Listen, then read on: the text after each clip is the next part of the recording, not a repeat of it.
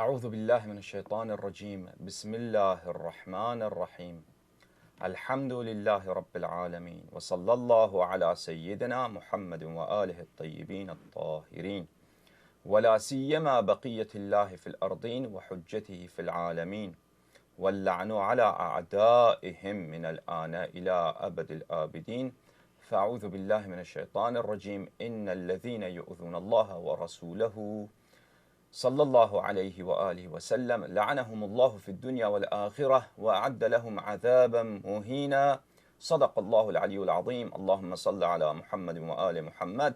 اللهم كن لوليك الحجة بن الحسن صلواتك عليه وعلى آبائه في هذه الساعة وفي كل ساعة وليا وحافظا وقائدا وناصرا ودليلا وعينا حتى تسكنه أرضك طوعا وتمتعه فيها طويلا. اللهم صل على محمد وآل محمد وعجل فرجهم ولعن أعداءهم. حیدر صفدر کے چاہنے والوں کو میرا سلام و خداوند متعال کا صلوات. اللہم صل علی محمد وآل محمد وعجل فرجهم ولعن أعداءهم. حیدر صفدر علیہ الصلاۃ والسلام کے دشمنوں پر خدا کی لعنتیں بے شمار. انگریزی زبان میں نے ایک تقاریر کا سلسلہ کا آغاز کیا ہے جس کا عنوان ہے کہ عائشہ ان قرآن، یعنی عائشہ کے متعلق قرآن پاک میں جو آیتیں واقعاً نازل ہوئی ہیں اور جو آیتیں جماعت عمریہ ادعا کرتے ہیں کہ یہ عائشہ کے شان میں اور اس کی تعریف میں نازل ہوئی ہیں، اس کے متعلق گفتگو کا ایک سلسلہ ہے. اور ہم نے اس گفتگو کا آغاز اس آیہ مبارکہ سے کی ہے کہ سورہ احزاب میں آیہ نمبر 6 ہے کہ خداوند متعال فرماتا ہے کہ وَأَزْوَاجُهُ أُمُّهَاتُهُمْ، کہ نبی کریم صلی اللہ علیہ وآلہ وسلم کے ازواج مسلمانوں کی مائیں ہیں. تو یہ ماں ہونا اس کا مطلب کیا ہے؟ مادر ہونا، ماں ہونا. امومہ عربی زبان میں ماں کو کہتے ہیں، ماں ہونے کو امومہ، مدرہڈ. اس ماں ہونے کا مطلب کیا ہے؟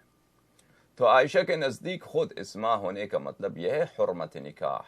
حرمت نکاح. اور ہم نے یہ بہت زیادہ مصادر سے آپ کی خدمت میں انگلش زبان میں موجود ہے میری تقاریر میری اپنی یوٹیوب چینل میں. اس میں آپ دیکھ سکتے ہیں کہ میں نے آپ کے سامنے جو اس مسئلے پہ میرے ثبوت ہیں اور میرے شواہد ہیں اور میرے دلیل ہیں وہ میں نے آپ کے سامنے پیش کیے ہیں.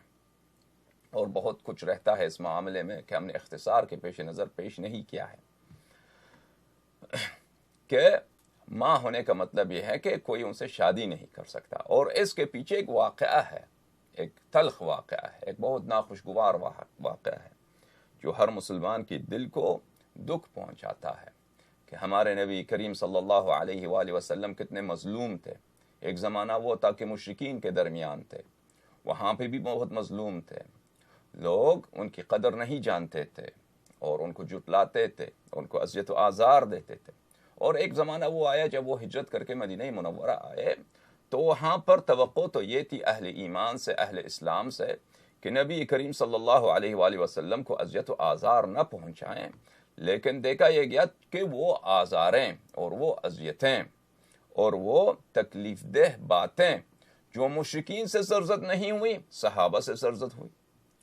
اس کی ایک مثال یہی ہے کہ نہایت ہی بے غیرتانہ اور گستاخانہ بات ایک صحابی سے ان کے بہت ہی بزرگ علماء نے، اکابر علماء نے روایت کی ہے کہ انہوں نے نبی کریم صلی اللہ علیہ وآلہ وسلم کے ایک زوجے کے متعلق کہی ہے. بلکہ بعض روایات میں ہے کہ اکثر ایک زوجے کے متعلق اس نے کہا ہے. اور میں نے وہ ادلہ انگلش زبان میں پیش کیے ہیں. اکثر اردو زبان والے انگلش بھی جانتے ہیں، آپ ادھر دیکھ لیں. تو اس سلسلے میں جماعت عمریہ نے کوشش کی ہے کہ اس صحابی کے دامن کو اس بات سے مبرہ کیا جائے. کوئی مولوی ہیں یو کے میں، قاری نقشبندی صاحب، مولوی قاری نقشبندی، جو امہ ٹی وی پہ وہ اسپیکر ہیں، ان کا ایک کلپ ہمیں ملا ہے کہ وہ ظاہراً ہم ہی پر رد کرتے ہیں اور کچھ ادلہ لاتے ہیں کہ یہ ہماری بات مردود ہے۔ ان کی اہم باتیں یہ ہیں کہ میں نے صرف 2 حوالے دیے ہیں، ایک تفسیر الدر منثور، ایک تفسیر مفاتیح الغیب جو تفسیر کبیر بھی کہلاتی ہے، اور محمد ابن عمر رازی جو فخر رازی کہلاتے ہیں، ان کی تفسیر ہے۔ صرف میں نے 2 حوالے دیے ہیں، اور ان کا یہ ادعا ہے کہ میں نے تفسیر کبیر سے بہت ساری باتیں نقل کی ہیں جو جھوٹ ہیں، اس کتاب میں موجود نہیں ہیں۔ اس کے علاوہ جو ان کا اہم بات ہے وہ یہ ہے کہ یہ جس شخص نے یہ تہمت جس شخص نے یہ غلط بات کی تھی، بلکہ ان کا ادعا ہے کہ یہ غلط بات بھی نہیں کی تھی، بلکہ اس زمانے میں کیونکہ آیت نہیں اترا تھا تو یہ حرام بھی نہیں تھا۔ بہرحال جس شخص نے یہ بات کہی ہے وہ طلحہ ابن عبید اللہ التیمی، جو عائشہ کا چچا زاد بھائی ہے، وہ نہیں ہے، بلکہ ایک اور طلحہ ابن عبید اللہ ابن مصافع ہیں، جو کوئی ایک اور صحابی ہیں، اور بعد میں انہوں نے توبہ بھی کی ہے۔ یہ ان کا ادعا ہے۔ اور اس کے بعد وہ کہتے ہیں، جو اہم بات وہ کہتے ہیں یہ ہے کہ یہ کوئی غلط بات نہیں کی ہے، بلکہ یہ تو صحابہ کی ایمان پہ اور صحابہ کی تقوی پر اور صحابہ کی عزت نفس کی دلیل ہے۔ یہ بہت عجیب و غریب باتیں ہیں جو ان سے ہمیں سننے میں آئی ہے کہ وہ صحابہ کے عزت بچانے کے لیے ناموس رسول صلی اللہ علیہ وآلہ وسلم کی بھی پرواہ نہیں کرتے، اذیت رسول صلی اللہ علیہ وآلہ وسلم کی بھی پرواہ نہیں کرتے، قرآن کو جھٹلانے میں بھی یہ پرواہ نہیں کرتے۔ میں ان کی باتوں کا رد آپ کی خدمت میں پیش کرنا چاہتا ہوں، لیکن پہلے ان کی بات سنتے ہیں کہ وہ کہنا کیا چاہ رہے ہیں۔ ایک نوجوان ایک ٹی وی کے اوپر بیٹھ کر بہت بری باتیں کہہ رہا تھا حضرت ام المومنین عائشہ صدیقہ رضی اللہ تعالیٰ عنہا کے بارے میں، اور حضرت طلحہ بن عبید اللہ جو کہ عشرہ مبشرہ صحابہ میں سے ہیں ان کے بارے میں۔ تو بہت دل دکھا، بہت تکلیف ہوئی، تو ضروری سمجھا گیا کہ پہلی فرصت میں ان باتوں کا جواب دیا جائے۔ تو یہ کہتے ہیں کہ ان کو تکلیف ہوئی ہے اور دل دکھا ہے، اور یہ چاہتے ہیں کہ ان باتوں کا جواب دیا جائے۔ ان کو دکھ تو اس بات کا ہونا چاہیے تھا کہ ایک صحابی نے رسول اللہ صلی اللہ علیہ وآلہ وسلم کی اتنی دل آزاری کی ہے، ان کی اتنی بے احترامی کی ہے، گستاخی کی ہے، اور ان کو اس بات کا اذیت ہونا چاہیے تھا کہ ایسے صحابہ کو یہ رضی اللہ کہتے ہیں، ایسے صحابہ کو یہ قابل احترام سمجھتے ہیں جو اتنے گستاخ رسول تھے۔ اگر آج کوئی یہی بات، اس سے بہت نچلی درجے کی بات رسول اللہ صلی اللہ علیہ وآلہ وسلم کے متعلق کوئی شخص کہے تو یہ سب اس کی تکفیر کریں گے، اور ہم اس کی ممانعت نہیں کریں گے۔ جو بھی گستاخی رسول صلی اللہ علیہ وآلہ وسلم کا مرتکب ہوتا ہے وہ واقعاً دین سے خارج ہوتا ہے۔ جو شخص کسی بھی طرح سے اگر وہ تنقیص شأن رسالت میں آپ صلی اللہ علیہ وآلہ وسلم کرتا ہے، اہانت کا مرتکب ہوتا ہے، تو اس کے کفر میں، اس کے دین سے خارج ہونے میں کوئی شک ہی نہیں ہے۔ اس کو غصہ تو اس بات پہ ہونا چاہیے تھا کہ صحابہ میں ایسے افراد تھے جو اتنے بغیرت تھے اور اتنے حتیٰ کہ حرمت رسول صلی اللہ علیہ وآلہ وسلم تھے، اور اس بات پہ ان کو غصہ ہونا چاہیے تھا کہ ان کے مشائخ نے، ان کے اساتید نے ان حقائق کو ان سے چھپایا ہے، اور ان کو ہمارا شکریہ ادا کرنا چاہیے تھا کہ ہم نے اس بات کو ان کو بتایا ہے، تاکہ وہ ان صحابہ سے، ان کمینوں سے اس برات کا اظہار کرتے کہ یہ ایسی بغیرت تھے کہ اس طرح کی باتیں رسول پاک صلی اللہ علیہ وآلہ وسلم کی حیات طیبہ میں ان کی دل آزاری کے لیے اور ان کے اذیت کے سبب کہتے تھے، جن کو خدا نے لعنت کی، ان الذین یؤذون اللہ ورسولہ صلی اللہ علیہ وآلہ لعنہم اللہ فی الدنیا والآخرہ وعد لہم عذابا مہینا، کہ جو لوگ اذیت رسول کرتے ہیں صلی اللہ علیہ وآلہ وہ حقیقت میں خدا سے دشمنی کرتے ہیں۔ ان الذین یؤذون اللہ ورسولہ، اللہ تعالیٰ کی کوئی اذیت نہیں کر سکتا، لیکن اذیت رسول صلی اللہ علیہ وآلہ وسلم اذیت پروردگار عالم ہے، یعنی دشمنی خداوند متعال ہے۔ ایسے لوگوں کو لعنہم اللہ فی الدنیا والآخرہ، خدا نے دنیا میں بھی ان کی لعنت کی ہے، آخرت میں بھی لعنت کی ہے، اور ان کے لیے عذاب مہین، ایک بہت ہی احانت کن عذاب، کہ ان کو بالکل جہنم میں ان کو ذلیل کیا جائے، ایسا عذاب خداوند متعال نے آمادہ کیا ہے۔ تو ان کو تو اس بات پہ غصہ ہونا چاہیے تھا کہ ایسے تاریخ اسلام میں کیوں ہوا ہے ہمارے رسول پاک صلی اللہ علیہ وآلہ وسلم کے ساتھ. ان کو اس بات کا غصہ نہیں ہے. ان کو اس مولوی طیب نقشبندی کو اس بات کا غصہ ہے کہ ہم نے یہ حقیقت ظاہر کیوں ہے کی ہے. ہم نے یہ حقیقت اس لیے ظاہر نہیں کی ہے کہ کسی کی دل آزاری کی جائے. ہم نے یہ حقیقت اس لیے ظاہر کی ہے کہ آپ حضرات جو کہتے ہیں کہ عائشہ ماں ہے، مائی عائشہ، پنجابی میں کہیں ماسی عائشہ، یہ آپ کی جو مائی ہیں، جو ماسی ہیں، ان کو ماسی کہلانے کے پیچھے، ان کو مائی کہلانے کے پیچھے ایک واقعہ ہے جو بہت ہی تلخ واقعہ ہے. جب تک آپ اس واقعے کو نہ سمجھیں گے تو مائی ہونے کا مطلب نہیں سمجھیں گے. مائی ہونے کا مطلب عائشہ کے اپنے نزدیک حرمت نکاح ہے. حرمت نکاح یعنی کہ ازواج نبی صلی اللہ علیہ وآلہ وسلم سے آپ شادی نہیں کر سکتے، آپ ان سے نکاح نہیں کر سکتے، چاہے وہ رسول پاک صلی اللہ علیہ وآلہ وسلم کی وفات کے بعد ہی کیوں نہ ہو. اس واقعہ کے پیچھے کیا حقیقت ہے؟ وہ یہ ہے کہ طلحہ نے یہ بات اس نے کہا تھا. اور شأن نزول کہ قرآن کی آیات کہاں پہ نازل ہوئی ہیں، کس لیے نازل ہوئی ہیں، یہ شأن نزول جاننا یہ تاریخ اسلام کا ایک جزء ہے. قرآن، تفسیر قرآن سمجھنے کے لیے یہ ایک کلید ہے، ایک چابی ہے. تفسیر قرآن سمجھنا ادھوری رہ جاتا ہے، نامکمل رہ جاتا ہے اس وقت تک کہ ہم نہ جانیں کہ یہ آیت کس واقعے میں نازل ہوا ہے اور شأن نزول کیا ہے. پھر سمجھ میں آ جاتا ہے کہ قرآن کا مقصد کیا ہے، قرآن کا مطلوب کیا ہے، قرآن کس حقیقت کی طرف اشارہ کر رہا ہے. تو نبی کریم صلی اللہ علیہ وآلہ وسلم کی تو یہ تنہائی ہے، نبی کریم صلی اللہ علیہ وآلہ وسلم کی تو یہ مظلومیت ہے کہ کسی انبیاء کی تاریخ میں، خدا جانتا ہے انبیاء کی تاریخ میں آپ جا کے دیکھیں کہ 1,24,000 نبی گزرے ہیں. بعض انبیاء پہ بہت ظلم ہوئی ہے، بعض انبیاء کو ان کے قوموں نے ذبح کر کے ان کو دیگوں میں ڈال دیا ہے، بنی اسرائیل کے انبیاء کو پکا دیا ان کو زندہ. بعض انبیاء کو ان کو شہید کیا گیا ہے، بعض انبیاء ان کی اہانت کی گئی ہے، اذیت و آزار کی گئی ہے. لیکن اس طرح اذیت و آزار کہ ان کے ناموس کی طرف غلط نگاہ سے دیکھنا اور پر بری بات کہنا، یہ تو انبیاء کی تاریخ میں مجھے اس کا مثال نہیں ہے ملتا. نبی کریم صلی اللہ علیہ وآلہ وسلم مکہ میں بھی تھے تو اس طرح اذیت و آزار ان کو مشرکین نے بھی نہیں دیا. مشرک تھے لیکن اتنے بغیرت نہیں تھے کہ ایک شخص زندہ ہے، وہ خود زندہ ہے، نہایت ہی شریف، نہایت ہی، اگر پیغمبر نہیں مانتے تھے یہ تو مانتے تھے کہ نہایت ہی نجیب، نہایت ہی محترم اور نہایت ہی قابل قدر خاندان سے ہیں. اعلان رسالت سے پہلے آپ صلی اللہ علیہ وآلہ وسلم صادق و امین کہلاتے تھے. وہ یہ جانتے تھے، ان کو خود وہ برا بلا کہتے تھے کہ یہ شاعر ہیں، یہ مجنون ہیں، پاگل ہو گئے ہیں، یا مثلا جھوٹی باتیں کہتے ہیں، یا اپنے آپ سے انہوں نے جھوٹی نبوت کا ادعا کیا ہے. یہ ایسے کہتے تھے، توہین اس طرح کرتے تھے. لیکن ہم نے نہیں دیکھا، کبھی سنا بھی نہیں کہ کفار مکہ نے، مشرکین قریش نے کبھی شعر میں، کبھی اشارہ میں کسی طرح، مثلا اس وقت مکہ مکرمہ میں ام المؤمنین حضرت خدیجہ کبریٰ سلام اللہ علیہا ورضی اللہ تعالی عنہا اس وقت ان کی وائف تھیں اور ان کی خاتون خانہ تھیں، اور ان کا نسل نبی کریم صلی اللہ علیہ وآلہ وسلم کا ذریہ طیبہ بھی حضرت بی بی دو عالم حضرت ام المؤمنین خدیجہ سلام اللہ علیہا کی رحم پاک سے ہے کہ ان کے متعلق کبھی کسی کافر نے بھی اس طرح غلط بات کی ہو.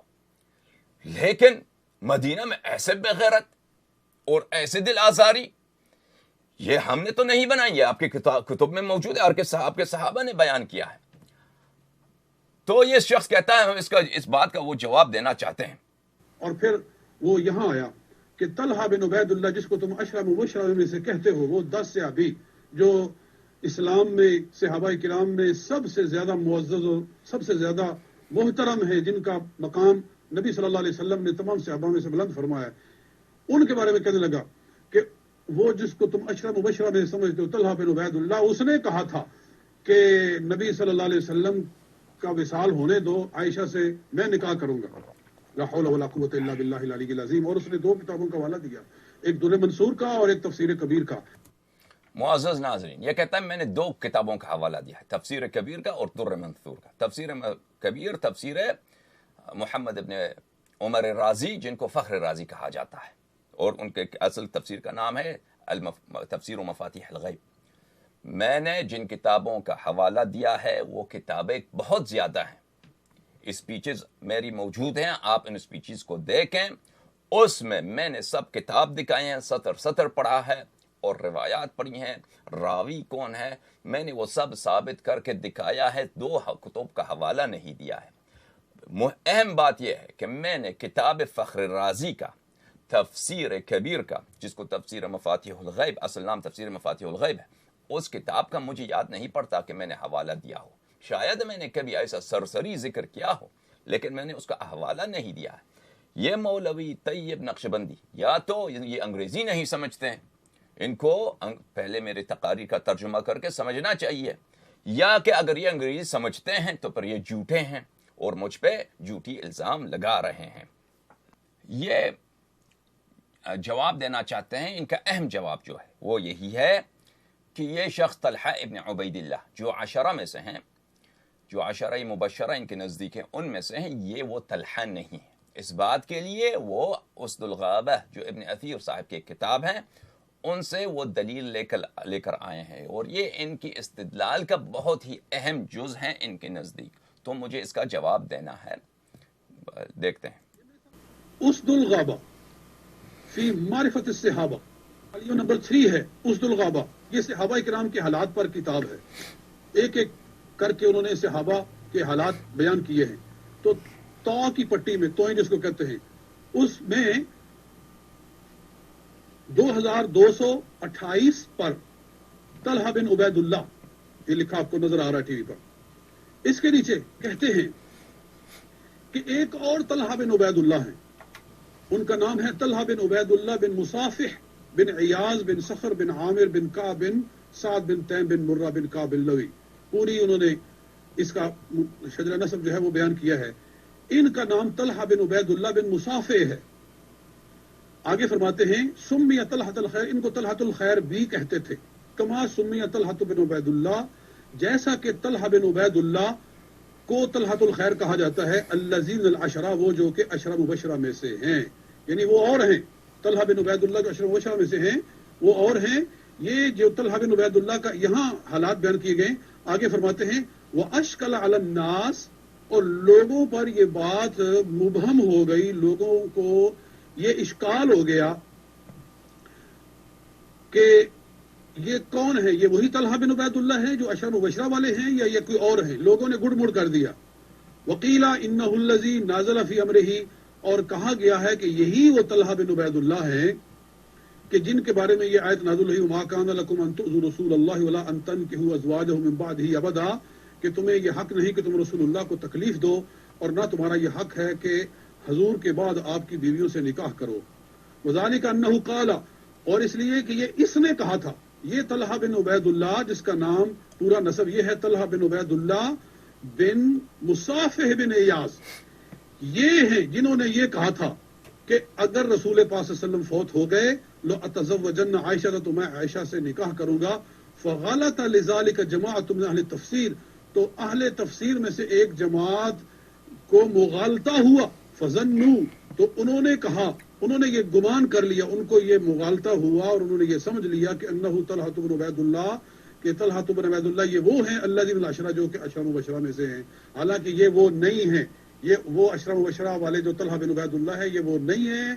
یہ بعض مفسرین کو مغالطہ ہوا ہے, اور انہوں نے مغالطے کی بنیاد پر یہ کہا ہے کہ لما رأوہ طلحہ بن عبید اللہ تیمی القرشی, کہ انہوں نے سمجھا کہ وہ طلحہ بن عبید اللہ وہ ہے جو تیمی قرشی ہے. وہ صحابیون, اور یہ بھی صحابی ہیں, یعنی یہ طلحہ بن عبید اللہ جو ہیں یہ بھی صحابی, یہ بھی حضور صلی اللہ علیہ وسلم کے زمانے میں تھے, صحابہ میں سے تھے. لیکن انہوں نے یہ بات کہی تھی, یعنی پہلا جو ہے نا جواب تو یہ ہو گیا سوال کا کہ طلحہ بن عبید اللہ جو کہ عشرہ مبشرہ میں سے ہیں وہ نہیں ہے جنہوں نے یہ بات کہی تھی, کیونکہ وہ جو عشرہ مبشرہ میں سے. میرے معزز ناظرین, اس مولوی کا یہ دل خوشی ہے کہ یہ وہ طلحہ جو عشرہ میں سے ہیں یہ وہ طلحہ نہیں ہے, ایک دوسرے صحابی ہیں.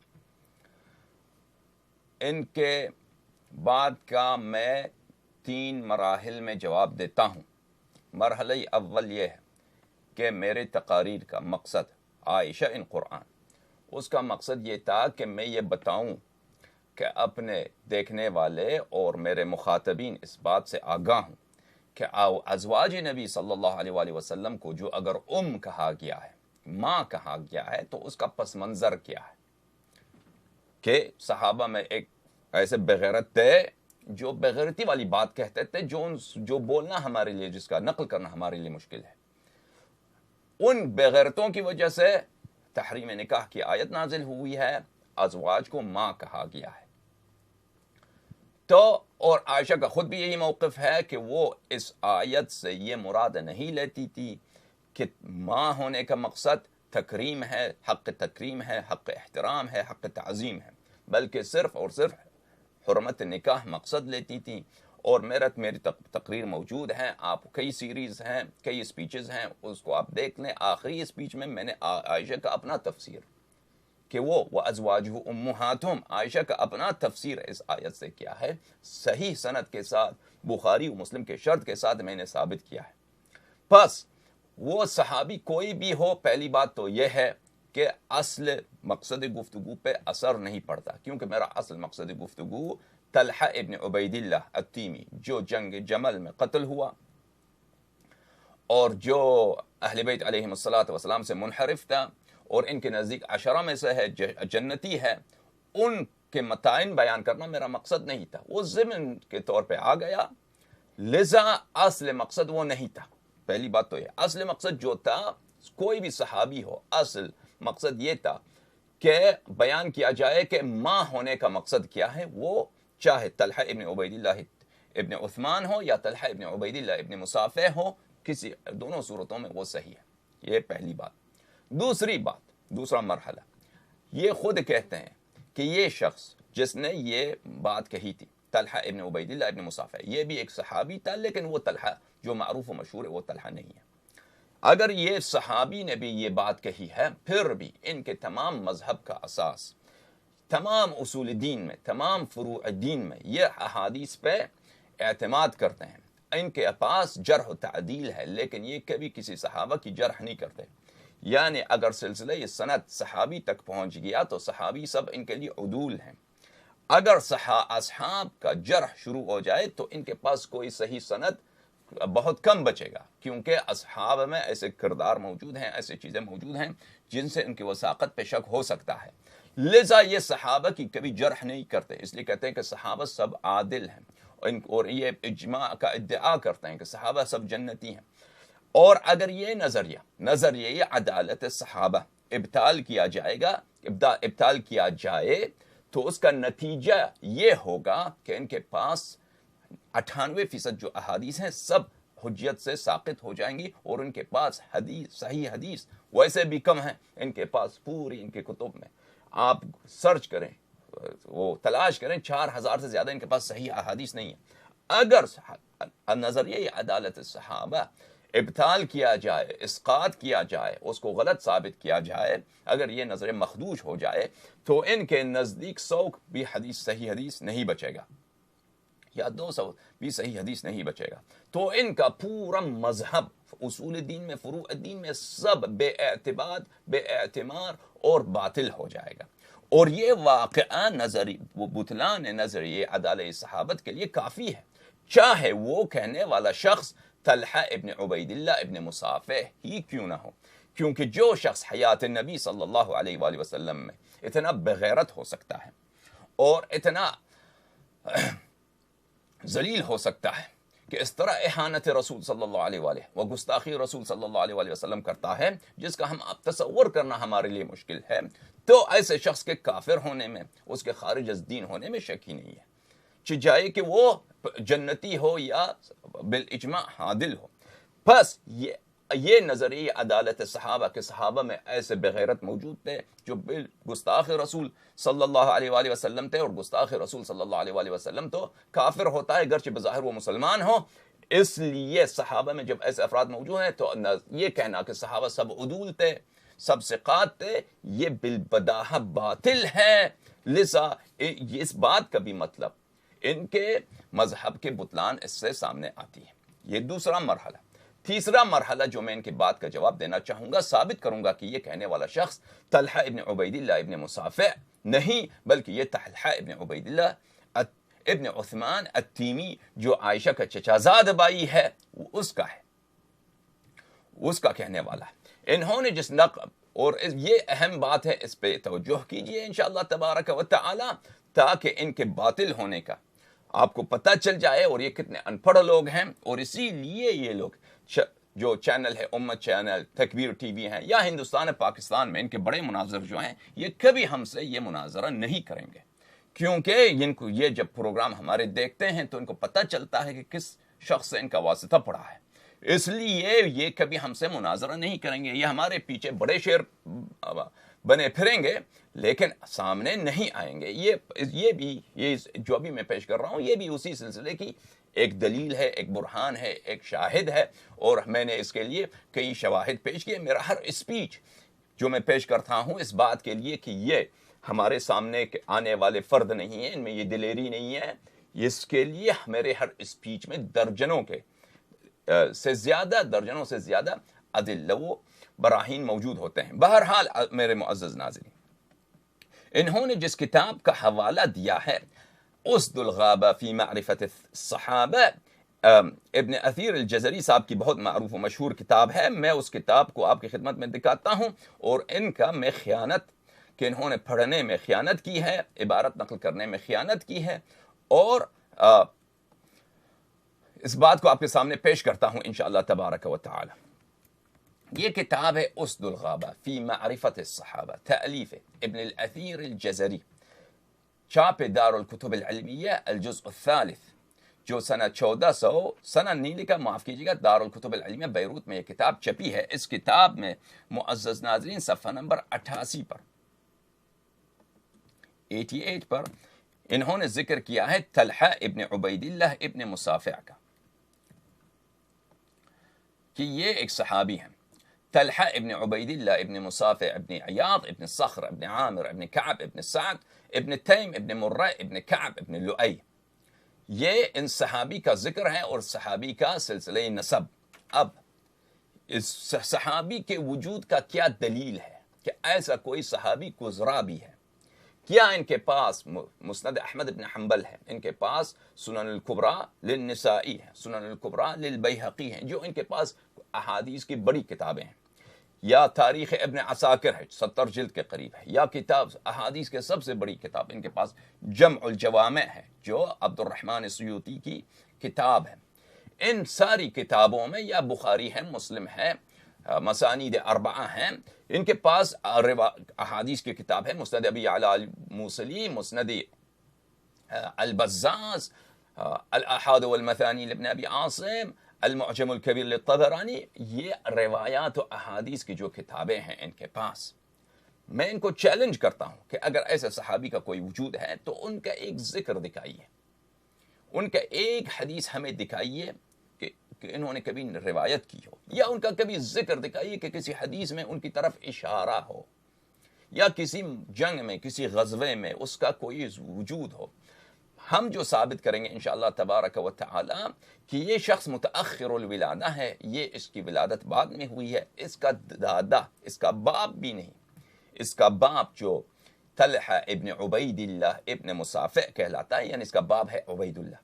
عبید اللہ کا بھی ذکر صحابہ میں نہیں ہے، بلکہ اس کا دادا جو ہے مصافع ابن عیاض، وہ صحابی تھا، وہ جنگ بدر میں گرفتار ہوا تھا اور بعد میں یہ مسلمان ہوا تھا، اس کا ذکر انہوں نے صحابہ میں کیا ہے، اس کا دادا۔ لیکن اس شخص کا کہیں ذکر اصحاب میں نہیں ہے۔ اس شخص کے صحابی ہونے کی دلیل کیا ہے کہ ایسے شخص کا وجود ہے؟ اس شخص کے صحابی ہونے کی دلیل صرف یہی روایت ہے جو اس کتاب میں موجود ہے، اور اس یہ روایت کہاں سے آئی ہے؟ ایک ابو موسیٰ المدینی ہے، انہوں نے کتاب ذیل اسماء الصحابہ میں اس بات کو بلا اسناد کے نقل کیا ہے، ادعا کیا کہ ایسے صحابی کا وجود تھا، اور انہوں نے کہا ہے کہ میں یہ کتاب ابن شاہین سے یہ بات ابن شاہین سے نقل کرتا ہوں، اور ابن شاہین ایک بھی نہیں، دو بھی نہیں، تین ہیں، اور ان کے اکابر محققین نے خود شہادت دی ہے کہ یہ بات ہے ہی بلا اسناد اور بلا دلیل۔ پس ایسے صحابی کا وجود طلحہ ابن عبید اللہ ابن مصافح ابن عیاض، اس کے وجود کا کیا دلیل ہے؟ صرف ایک، کہ یہی بات جو ابن اثیر جزری نے ابو موسیٰ مدائنی ذیل اسماء الصحابہ میں وہاں سے نقل کی ہے، یہ ہے بس، اس کا کوئی ذکر کسی کتاب حدیث اور روایت میں نہیں ہے۔ صحابہ کے متعلق ان کی بڑی بڑی تصنیفات ہیں، کتاب الاستیعاب ہے جو صحابہ کے متعلق ہے، کتاب معرفت الصحابہ للحافظ ابی نعیم الاصبہانی وہ ہے، اور ان کے اسماء الرجال میں بہت ساری کتابیں ہیں، مثلا کتاب التاریخ الکبیر لمحمد بن اسماعیل البخاری ہے، اور بہت ساری ہم نام جو افراد گزرے ہیں علم روایت حدیث میں، ان کے متعلق ایک باب ہے المتفق والمتفرق، کہ جن کے اسماء متفق ہیں لیکن ان کی شخصیات متفرق ہیں، ان کے اسی باب پر علماء نے تصانیف کی ہیں۔ خطیب بغداد کی کتاب ہے المتفق والمتفرق، اس میں اس شخص کا ذکر نہیں ہے۔ بہرحال نہ احادیث میں، نہ مغازی میں، نہ طبقات میں، نہ کتب علل میں، نہ کتب جرح و تعدیل میں اس شخص کا صحابہ کے درمیان کوئی ذکر ہی نہیں ہے، کوئی، صرف اس کے وجود کا ایسا شخص گزرا بھی ہے۔ یہی بات ہے جو یہاں پہ نقل ہوئی ہے، اور یہ خود بات بھی بلا سند ہے۔ بس اس بات کو رد کرنے کا پہلا مرحلہ کہ یہ طلحہ ابن عبید اللہ ابن عثمان ہے جو عائشہ کا چچا زاد بھائی ہے، یہ ہے کہ یہ قول جو کتاب ابن اثیر میں آیا ہے، اس قول کی کوئی دلیل ہی نہیں ہے، ایسے شخص کے وجود کا کوئی شاہد ہی نہیں ہے صحابہ میں۔ اس کا دادا صحابی گزرا ہے لیکن اس کا باپ بھی صحابہ میں اس کا ذکر نہیں ہے، چجائے کہ اس کا خود اپنا کوئی ذکر ہو۔ یہ بات ہم ثابت کریں گے انشاءاللہ تبارک و تعالی، اور ادلہ آئیں گے کہ یہ کہنے والا شخص کہ جس نے کہا تھا کہ میں عائشہ سے شادی کروں گا اگر نبی کریم صلی اللہ علیہ وسلم کا وفات ہو، یہ کہنے والا شخص وہی طلحہ ہے جو شورا میں عثمان کے ساتھ تھا، جو جنگ جمل میں اس کی قتل ہوئی ہے، وہی شخص تھا، وہ ہم ثابت کریں گے۔ لیکن پہلی بات تو یہ ہے کہ جس صحابی کی طرف یہ اشارہ کر رہے ہیں یہ ایک موہوم شخصیت ہے، اس شخصیت کے وجود کا کوئی دلیل ہے ہی نہیں سوائے یہی روایت جو آپ کے سامنے ہے، اور یہ روایت بھی بلا سند ہے۔ یہ ہم واپس پلٹتے ہیں، یہ صفحہ کتاب ہے 88 نمبر صفحہ ابن اثیر کی۔ سمی طلحۃ الخیر، اس کو طلحۃ الخیر بھی کہا گیا ہے، کما سمی طلحہ ابن عبید اللہ، جیسے طلحہ ابن عبید اللہ کو طلحۃ الخیر کہا گیا ہے، وہ جو عشرہ میں سے۔ واشکل علی الناس، اور یہ لوگوں کے لیے مبہم ہو گیا ہے۔ اچھا، کیسے مبہم ہو گیا ہے؟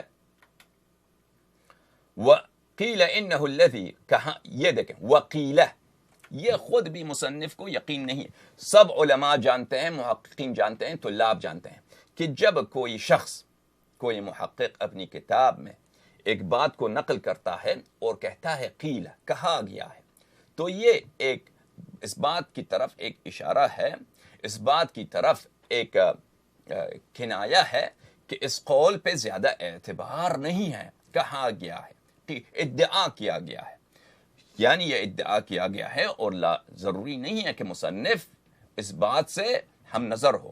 اس کو انہوں نے عبارت پڑھنے میں اس بات کو چھپایا، اور اس بات پہ انہوں نے خیانت کا ارتکاب کر گئے، مولوی نقشبندی صاحب جو ہے۔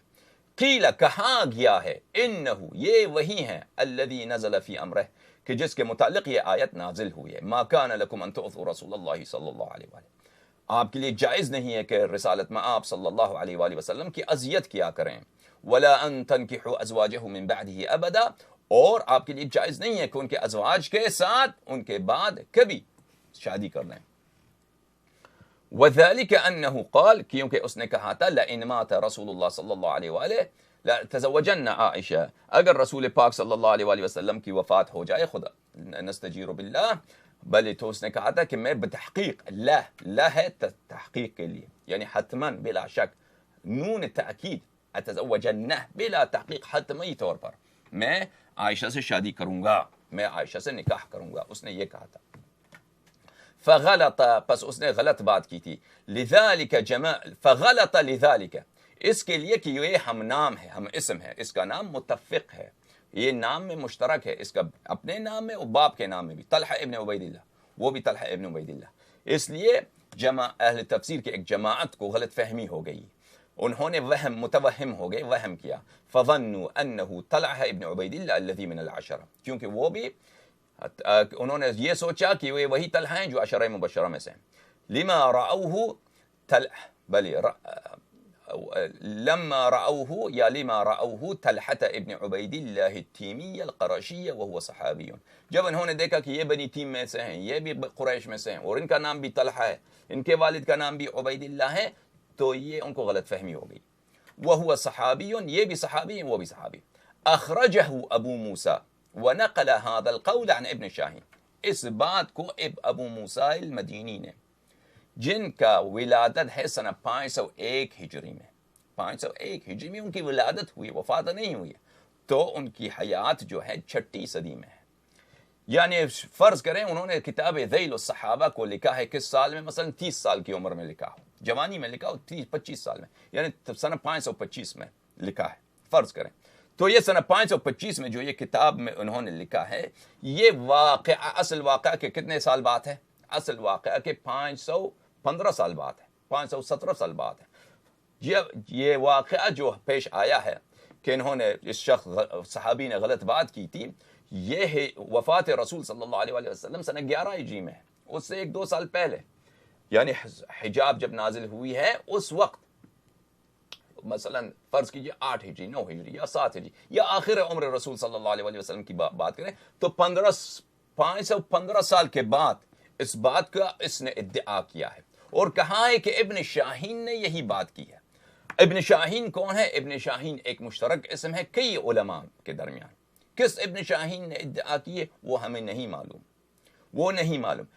ابو موسیٰ نے یہ اپنی کتاب، ان کا کتاب ہے ذیل اسماء الصحابہ، اس کتاب میں انہوں نے ادعا کی ہے، اور وہ کتاب بھی مفقود ہے، اس کتاب کا کوئی ابھی نشان ہمارے پاس نہیں ہے کہ ان کی اصلی عبارت کتاب میں کیا تھا۔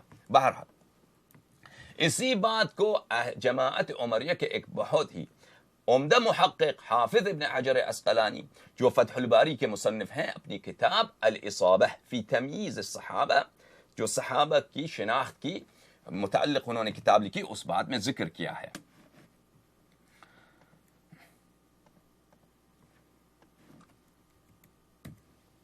الاصابہ فی تمییز الصحابہ، جو یہ کتاب لکھی گئی ہے حافظ ابن حجر عسقلانی کی، یہ کتاب ہے جزء خامس، 5واں جلد، سنہ 1429 میں یہ کتاب چھپی ہے۔ معزز ناظرین، اس کتاب میں صفحہ نمبر 424 میں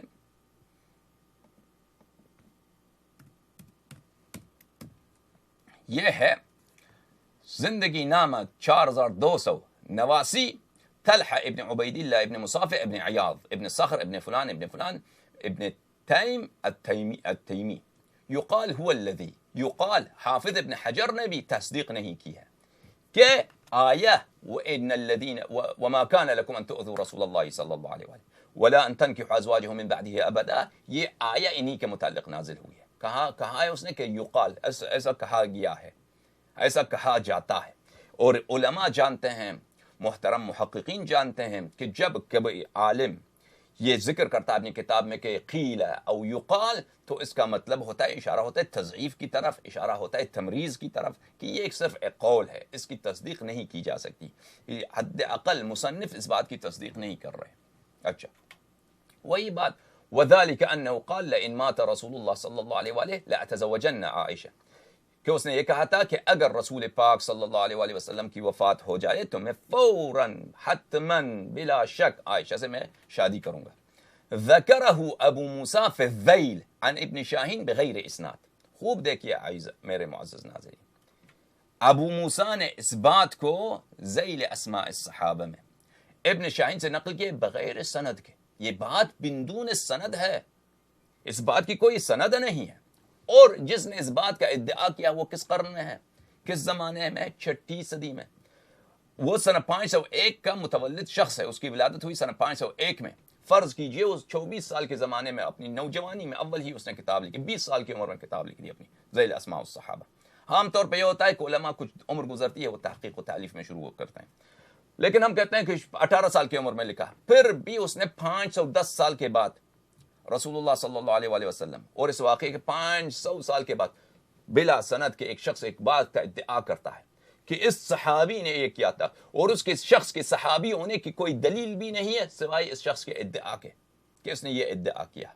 تو اس بات کی کیا علمی قیمت ہے میرے معزز ناظرین؟ اس بات کے ہم اس نے ادعا کیا ہے کہ یہ بات کہ عائشہ سے شادی کا کہنے والا کون ہے؟ طلحہ ابن عبید اللہ ابن مصافح ابن عیاض. اس کے یہ ہے. اچھا اس کے پاس ہمارے پاس یہ دلیل ہو کہ ایسا صحابی گزرا بھی ہے، اس کی کیا دلیل ہے؟ صرف اسی شخص کی ادعا. یعنی اس شخص کا طلحہ ابن عبید اللہ ابن مصافح ابن عیاض کے صحابی ہونے کی بھی کوئی دلیل نہیں ہے سوائے کہ یہی روایت، یہی ادعا. اور یہ بھی ادعا کہ یہ کہنے والا طلحہ ابن عبید اللہ ابن مصافح تھا، یہ بھی ایک بات ہے جو خود حافظ ابن حجر کہتا ہے کہ اس بات کی کوئی سند نہیں ہے. سند نہیں ہے یعنی اس کو کبھی پروف نہیں کیا جا سکتا، اس بات پہ کوئی اعتنا ہی نہیں ہو سکتا. اگر یہ ہم اثر ہوتے، مثلا یہ شخص ہوتا مثلا تابعین میں سے، وہ کہتا تو اس کی بات کی ویلیو تھی کہ بھئی اس نے سنا ہوگا کسی سے. تابعین کی بھی یہ اکثر یہ ہوتا ہے کہ تابعین کے جو مراسیل ہوتے ہیں، تابعی بغیر سند کی کوئی بات کہتا ہے، اکثر وہ بھی ان کے نزدیک قبول نہیں ہے. صرف بعض تابعین ہیں، مثلا مسروق ہے، مثلا سعید ابن مسیب ہے، جو مشہور و معروف تابعین ہے، محمد ابن سیرین ہے، ان کے مراسیل بعض علماء کے نزدیک یا اکثر علماء کے نزدیک مقبول ہوتا ہے. لیکن 5 صدی میں کوئی ادعا کر جائے، وہ تو تابعی بھی نہیں، وہ خود حافظ ابن حجر کہہ رہا ہے کہ یہ بغیر سند کی بات ہے. تو بہرحال میرے معزز ناظرین، یہ ایک ایسی بات ہے جس بات کی کوئی دلیل ہی نہیں ہے. یہ بات بغیر کسی ہمارے اور ہم دلیل لائیں، ثابت کریں کہ کہنے والا یہ طلحہ ابن عبید اللہ جو عشرہ میں سے ہیں، وہ طلحہ ہیں. اگر وہ ادلہ ہمارے پاس نہ بھی ہوں، یہ بات بذات خود یہ ایک بات ہے نہایت ہی گری ہوئی، نہایت ہی بے اعتبار، اس کی کوئی ویلیو نہیں ہے. 500 سال کے بعد ایک شخص نے ادعا کیا ہے اور اس کو سند اسناد دی کس کے متعلق؟ کس کو؟ ابن شاہین ایک بھی نہیں کہ یہ ہے. بلی فی الذیل عن ابن شاہین بغیر اسناد. ابو موسیٰ نے اس ابن اثیر نے بھی یہی کہا کہ اس بات کو ابو موسیٰ نے ذکر کیا ہے اور ابن شاہین سے نسبت دی ہے. حافظ ابن حجر نے بھی یہی کہا کہ ابو موسیٰ نے ذیل اسماء الصحابہ میں اس بات کو ابن شاہین کی طرف نسبت دی ہے اور سند بھی اس بات کی کوئی سند نہیں ہے. اور اسی نے کہا کہ ان جماعۃ من المفسرین غلطوا فظنوا انه طلحہ ابن عبید اللہ. اور اس نے یہ بھی ادعا کیا ہے کہ مفسرین کے ایک جماعت ہیں جن کو غلطی ہو گئی، یہ غلط فہمی ہو گئی ہے. انہوں نے ادعا کیا کہ طلحہ ابن عبید اللہ جو عشرہ میں سے وہ ہیں. اچھا، تو پتہ چلا کہ یہ بات بذات خود غیر قابل اثبات ہے، صرف ایک ادعا ہے. یہ واضح و آشکار ہے. ابو موسیٰ المدینی جو ہیں، وہ میں نے کہا کہ وہ سنہ 501 میں ان کی ولادت ہوئی ہے، ان کی میلاد ہے، ان کی برتھ ہے. وہ آپ کو میں دکھاتا ہوں. یہ کتاب الطبقات الشافعیہ للحافظ ابن کثیر، الجزء الاول طبع دار المدار الاسلامی. اس کتاب کو دار المدار والوں نے چھاپا ہے سنہ 2000 کیا ہے اس کتاب کے چھپنے کی سال 2004 میں 2004 ہے، سنہ نہیں لکھا واضح طور پر. اچھا، اس کتاب میں معزز ناظرین آپ دیکھیں صفحہ نمبر 669 پر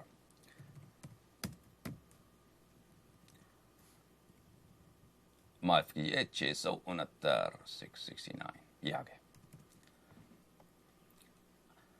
حافظ محمد ابن ابی بکر عمر ابن ابی عیسیٰ احمد ابن عمر ابن محمد الحافظ الكبير ابو موسى المديني الاسبهاني احد العالم ولد في ذي القعدة سنة 1500.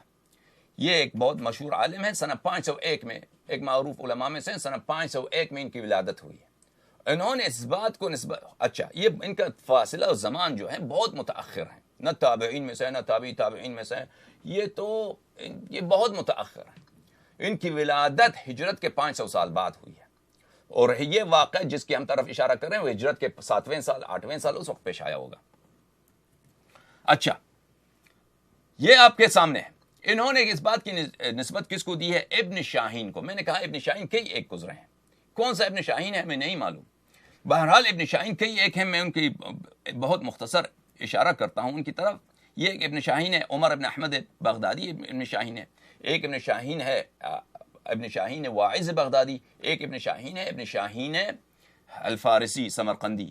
یہ سب عمری جماعت کے علماء ہیں. اس کے علاوہ بھی ابن شاہین ہوں گے, ہمیں جو ملے ہیں یہی 3 ملے ہیں, اور اس کے علاوہ بھی ہوں گے.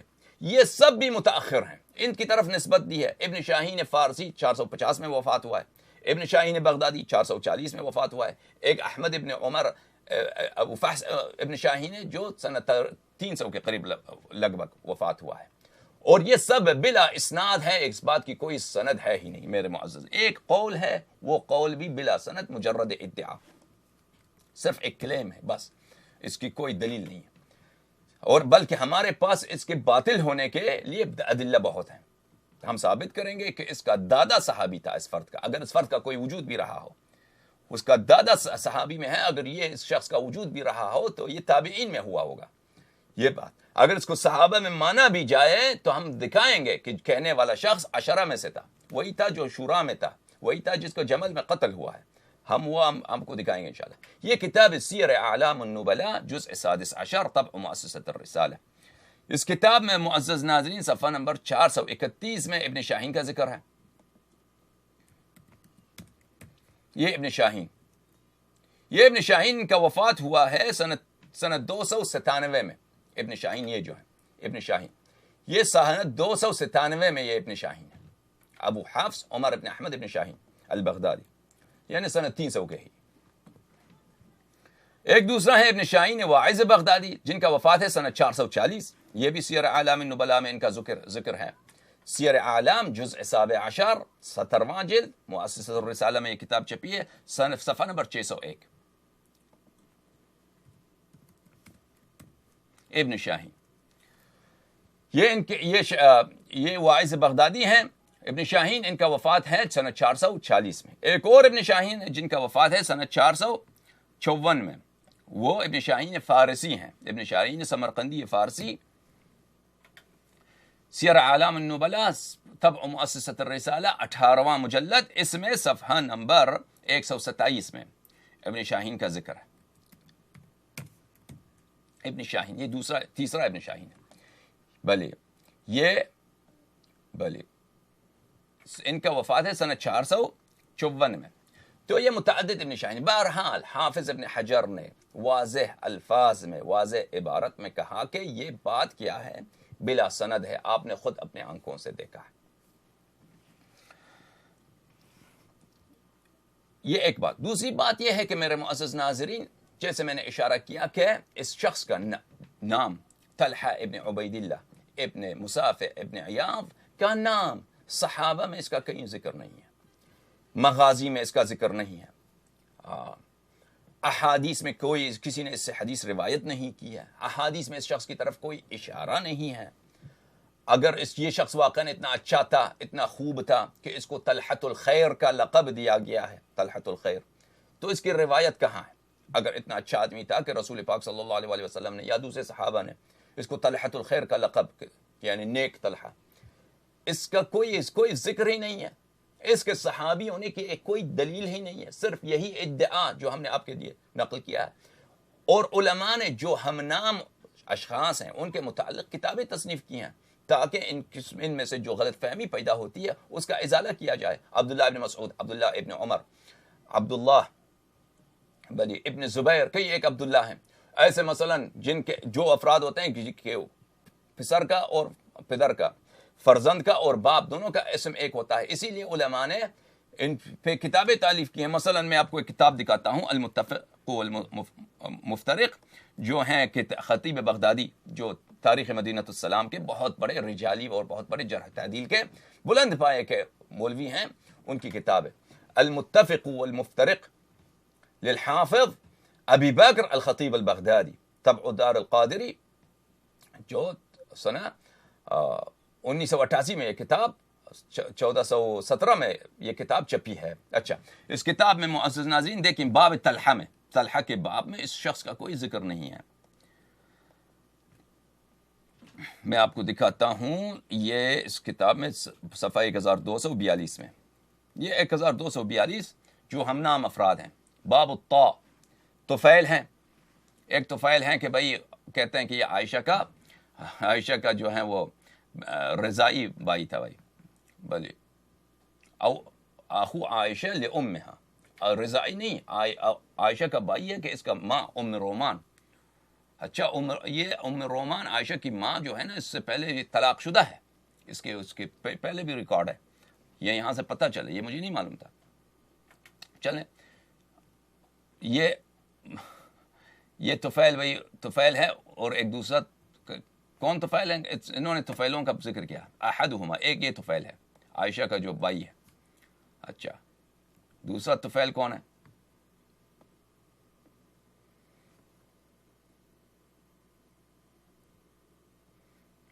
والآخر، دوسرا طفیل جو ہے وہ قاسم ابن محمد ابن ابی بکر کا کوئی ساتھی ہے کہ اس سے روایت کرتا ہے. اچھا بچے، اور کوئی بھی طفیل ہے؟ بس ختم، بس یہی ہے، طفیل دو نام. اور کتاب استیعاب میں بھی وہاں پہ طلحہ نام کے گزرے ہیں، ان کو ذکر کیا ہے. ان کے کتاب معرفت الصحابہ میں طلحہ نام کے موجود ہیں، طلحہ ابن عبید اللہ ابن مصافے کا کوئی ذکر نہیں، کہیں بھی نہیں ہے. کتاب تاج العروس میں اس کا ذکر ہے، لیکن وہ ایک غلط ہے. وہ کہتا ہے کہ تاج العروس آپ اگر دیکھیے وہاں پہ موجود ہے کہ طلحہ ابن موسیٰ نے کہا کہ میرے باپ طلحہ ابن عبید اللہ ابن مصافے کو رسول اللہ صلی اللہ علیہ وآلہ وسلم نے طلحۃ الخیر کہا ہے، لیکن وہ ایک باطل قول ہے، باطل روایت ہے. کیونکہ کتاب تاج العروس میں جو روایت کیوں باطل ہے؟ اس لیے کہ طلحہ ابن موسیٰ ابن عبید اللہ یہ بہت معروف شخصیت ہے.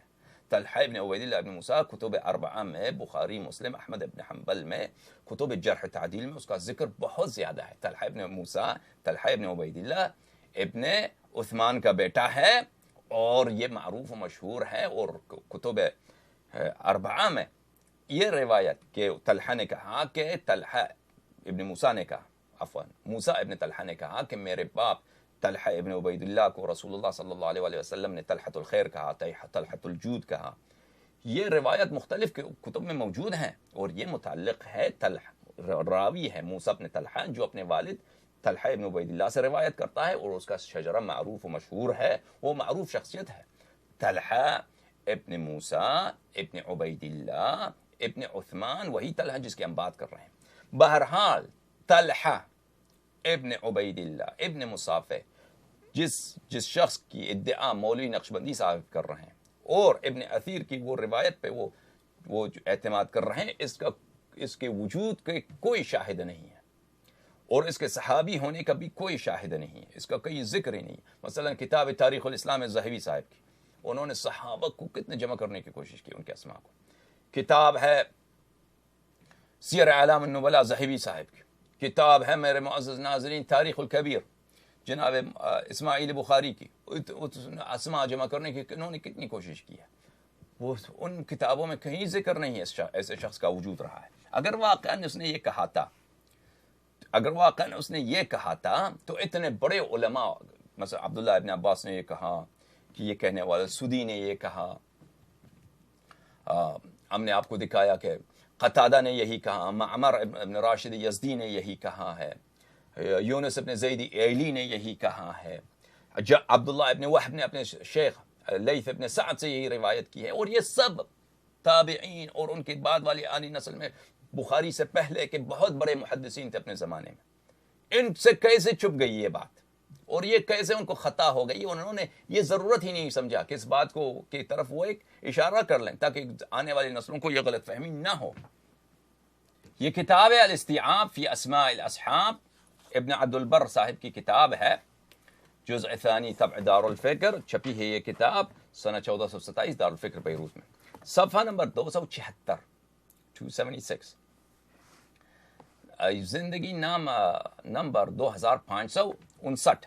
اس میں میرے محترم ناظرین دیکھیے اس شخص کا ذکر ہے، مصافح ابن عیاض ابن عامر ابن کعب ابن سعد ابن تیم ابن مرہ القرشی التیمی، لہو صحبہ، یہ صحابی رہا ہے، لیکن ولا احفظ له روایہ، لیکن اس کی روایت کے حدیث اس نے نقل کی ہو، اس کی کوئی روایت نقل نہیں ہوئی. کیسے جانتے ہیں کہ یہ صحابی ہے؟ بھلے انہوں نے کہا ہے کہ وہ جنگ بھلے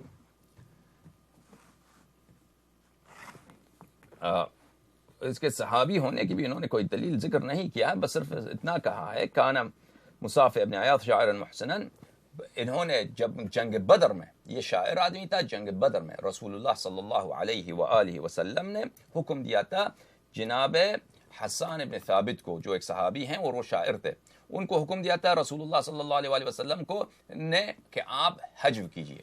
حجو کیجئے یعنی بری اشعار، کفار کی مذمت میں کو ان کو ذلیل کیا جائے، ایسے اشعار آپ کہیے تاکہ ان کو خوب ان کی تذلیل کیا جائے. تو اس لیے جو فاسق لوگ ہوتے ہیں، کافر لوگ ہوتے ہیں، مشرک لوگ ہوتے ہیں، منافق لوگ ہوتے ہیں، ان کی برائی بیان کرنا، ان کے لیے گندے الفاظ استفادہ کرنا، یہ اس میں کوئی حرمت نہیں ہے. وہ بہرحال ان کو فرمان دیا تھا رسول اللہ صلی اللہ علیہ وسلم کہ آپ حج کیجیے کفار کی. تو مصافح ابن عیاض نے کفار کی جانب سے انہوں نے حسان بن ثابت کا جواب دیا تھا، اور پھر یہ پکڑے بھی گئے تھے. اب کب مسلمان ہوئے ہیں اس کا کوئی ذکر نہیں کیا ہے، شاید وہی فتح مکہ کے وقت انہوں نے یہ مسلمان ہوئے ہیں یا کہیں بھی. بہرحال یہ شخص صحابی ہے، اگر صحابی بھی ہے تو اس کا دادا صحابی ہے جو جنگ. اب یہ اس کا پوتا، اس شخص کا پوتا مثلا اس زمانے میں جوان ہوا ہوگا کہ عائشہ کے پیچھے لگ گیا ہوگا مثلا اس طرح، تو یہ غایت بہت بعید ہے. لیکن ہمارے پاس دلیل ہے کہ یہ شخص طلحہ ابن عبید اللہ ابن عثمان، جو طلحہ کا چچا زاد بھائی وہی طلحہ ہے. لیکن اگر وہ نہ بھی ہوتا نا تو صرف اسی لیے کہ اس کا دادا تو صحابی ہے، اس کے باپ بھی کا بھی ذکر عبید اللہ، طلحہ ابن عبید اللہ ابن مصافح صحابی ہے، عبید اللہ کا ذکر صحابہ میں نہیں ہے، اور طلحہ جو اس کا پوتا ہے یہ غایت بہت ہی بعید ہے کہ یہ مثلا بچپن میں یہ چھوٹا تھا تو عائشہ کے پیچھے پڑ گیا تھا مثلا، اور رسول پاک صلی اللہ علیہ وسلم کو اسی لیے اذیت ہوئی ہوگی، اور انہوں نے خدا نے آیت نازل کی ہے کہ بھئی شادی نہیں کرنا ازواج نبی صلی اللہ علیہ وسلم سے. تو ایک مذاق والی بات ہے جس کی کوئی دلیل نہیں ہے. آپ کی خدمت میں پیش کرتے ہیں وہ ادلہ و شواہد جو ثابت کرتی ہیں بلا شک و بلا ریب کہ یہ غلط بات کہنے والا طلحہ ابن عبید اللہ تیمی تھا. ایک بات ہم آپ کو بتائیں کہ ہمارا مقصد یہ نہیں ہے کہ ہمارے لیے بہت اہم ہو کہ ہم ثابت کریں کہ طلحہ ابن عبید اللہ جو عشرہ میں سے ہیں یہ ایک برے آدمی تھے، ایک مثلا غیر صالح نااہل شخص تھے. یہ ہمارا مقصد نہیں ہے، کیونکہ طلحہ تو کا کوئی حساب ہی نہیں، گنتی میں نہیں آتا. طلحہ کیا ہے؟ ہم تو ان سے طلحہ سے بڑے. ہمارا مقصد ہے جو لوگ غاصب ہیں، ابو بکر، عمر، عثمان بھی اتنا اہمیت نہیں رکھتے ہمارے لیے. ابو بکر، عمر، ان دونوں کے خلافت کا ابطال کیا جائے. اب طلحہ تو خود ان کا اپنا اجماع ہے ان کے علماء کا کہ طلحہ عثمان کا قاتل تھا، اور مروان نے اسی لیے طلحہ کو قتل کیا تھا کہ یہ طلحہ عثمان کا قاتل ہے. ان کی کرتوتیں یہ انہوں نے برا کیا، یہ ہمارے لیے اہم نہیں ہے. یہ بعض لوگ بھائی چیلنج دیتے ہیں کہ آپ یہ یزید پہ بات کیجئے کہ یزید مسلمان ہے. یزید کی کیا فیل، میں تو اس کے نام پہ بھی جو ہے نجاست ڈالنا گوارا نہیں کرتا. اس کا نام نجاست سے بھی زیادہ نجس ہے. یا معاویہ پہ ہم گفتگو کریں، ان چیزوں پہ ہم وقت ضائع نہیں کرتے. آپ کے جو بڑے بت ہیں ان کا انہدام کرنا بہت ہی آسان ہے، اور ان کو منہدم کرنے سے آپ کے جو پورا بت خانہ ہے وہ خراب ہو جاتا ہے. وہ ہمارا اصل مقصود ہے، اصل مطلوب ہے. اور وہ یہ اس لیے نہیں کہ ہم آپ کا دل آزاری کرنا چاہتے ہیں اور ہم کوئی آپ پہ فتح حاصل کرنا چاہتے ہیں، نہیں، یہ ہمارا مقصود نہیں ہے. یہ بچگانہ باتیں ہیں، یہ دنیائی والی باتیں ہیں کہ ہم جیت گئے بھائی آپ ہار گئے. یہ تو بہت ہی اہل باطل کی بات ہے. ہم دین کی بات کر رہے ہیں، خدا کی جو شریعت ہے، خدا کی جانب سے جو نور آئی ہے، رسول اللہ صلی اللہ علیہ وسلم کی جو امانت ہے ہمارے پاس، وہ ایمان، وہ اسلام، وہ قرآن، وہ شریعت، اس کی حفاظت اور پاسبانی اور اس کو دوسروں تک پہنچانے کی بات کر رہے ہیں. تو اس میں بچگانہ والی بات، ہار جیت والی بات، یہ باطل ہے. ہم یہ بتیں اس لیے گرانا چاہتے ہیں، نہ کہ آپ کی دل آزاری ہو، نہ کہ ہم آپ پہ جیت جائیں، ہمارا غلبہ ہو، آپ مثلا مغلوب ہو جائیں، ہار جائیں. اس لیے نہیں، اس لیے کہ دین ہی یہی ہے، خدا کی رضا ہی یہی ہے، اس کے علاوہ اسلام میں کوئی حقیقت ہی نہیں ہے. اسلام میں ایک حقیقت ہے، وہ ہے کہ رسول اللہ صلی اللہ علیہ وآلہ وسلم معصوم، اور ان کے بعد 12 امام، 12 امام معصوم، انہی کی طرح، انہی کے مرتبے کے. رسول اللہ صلی اللہ علیہ وآلہ وسلم صاحب علم الہی، 12 امام، 12 امام صاحب علم الہی. رسول اللہ صلی اللہ علیہ وآلہ وسلم واجب الاتباع، خازن وحی اللہ، زہرائے اطہر، صدیقہ طاہرہ، امیر المؤمنین علیہ الصلاۃ والسلام، اور ان کی نسل، ان کی اولاد، ان کا آخری ہمارے امام مہدی صاحب الزمان عجل اللہ تعالی فرجہ الشریف وسلام اللہ علیہ وروح لہ الفداء، اپنے آبا کی طرح، اپنے اجداد کی طرح، انبیاء سے برتر، رسول پاک صلی اللہ علیہ وسلم کے پائے کے معصوم، ان کے پائے کے ترجمان الہی، خازن وحی الہی، اور سب معجزات و کرامات جو نبی پاک صلی اللہ علیہ وسلم کے پاس تھا، وہ سب ہمارے ائمہ طاہرین علیہ السلام کے پاس موجود ہیں، الحمدللہ رب العالمین. اور وہ لسان اللہ ہیں، خلفاء اللہ ہیں، اوصیاء اللہ ہیں. اور جو بھی شخص یہ چاہے کہ ان کے ساتھ کسی کو برابر کر دے، یا تو وہ جاہل ہے، نہیں جانتا، نادانی میں کچھ کر رہا ہے، یا تو وہ مشرک باللہ تبارک و تعالی ہے. اور کوئی بھی شخص ان سے دشمنی کرے، یا اپنے آپ کو ان سے بہتر جانے، یا تو وہ نادان ہے، نادانی و جہالت میں یہ کر رہا ہے، اور بہرحال وہ دشمن خدا ہے، دشمن رسول ہے، منکر ہے. 1,24,000 پیغمبر ہیں. اللہم صلی علی محمد و آل محمد. یعنی اسلام میں کوئی حقیقت ہی نہیں ہے، قرآن میں کوئی حقیقت ہی نہیں ہے، شریعت میں کوئی حقیقت نہیں سوائے اس حقیقت کے کہ ائمہ طاہرین علیہم الصلاۃ والسلام خدا کے خلفاء، رسول اللہ صلی اللہ علیہ وسلم کے اوصیاء ہیں، اور ان کے علاوہ کوئی نہیں ہے. جو بھی ہے بت ہے، اس کو توڑنا ہے ہم نے. یہ اس لیے ہم کہتے ہیں. بہرحال یہاں پہ طلحہ کا برائی مقصود بیان کرنا اس ہمارے لیے اہمیت نہیں رکھتی. اگر ہم متائن بیان کرنا چاہتے ہیں تو آپ کے بڑے بتوں کا. یہ کتاب ہے شرح مشکل الآثار، ابو جعفر الطحاوی کی کتاب، احمد ابن محمد ابن سلامہ الطحاوی کی کتاب شرح مشکل الآثار، جو شعیب ارناؤوط صاحب کی لکھی ہوئی کتاب ہے. بلکہ میں بہتر ہے کہ اس معاملات کو اس کو ایک دوسرے ایپیسوڈ میں بیان کروں، کیونکہ یہ سب باتیں ایک ایپیسوڈ میں بیان کیا جائیں تو اس کا لیکچر لمبی ہو جائے گی. تو میں انشاءاللہ دوسرے ایپیسوڈ میں اس بات کی دلائل آپ کی خدمت میں پیش کروں گا کہ یہ کلمہ کفر کہنے والا طلحہ تھا.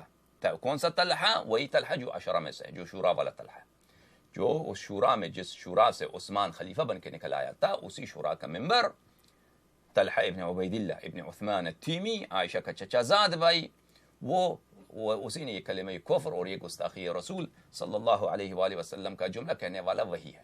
یہ انشاءاللہ اگلے ایپیسوڈ میں آپ کی خدمت میں پیش کیا جائے گا. حیدر کے چاہنے والوں کی خدمت میں میرا سلام، خدا کے درود، خدا کے صلوات. اللہم صلی علی محمد و آل محمد. دشمنان امیر المؤمنین علیہ الصلاۃ والسلام، منکرین حق زہرائے اطہر سلام اللہ علیہا پر خدا کی بے شمار لعنتیں، بے شمار. اللہم صلی علی محمد.